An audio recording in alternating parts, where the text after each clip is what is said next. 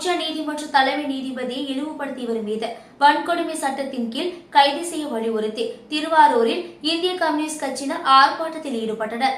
உச்சநீதிமன்ற தலைமை நீதிபதி PR கவாய் மீது கடந்த வாரம் ராகேஷ் கிஷோர் என்ற வழக்கறிஞர் ஒருவர் காலணியை வீச முயன்ற சம்பவம் பெரும் பரபரப்பை ஏற்படுத்தியது.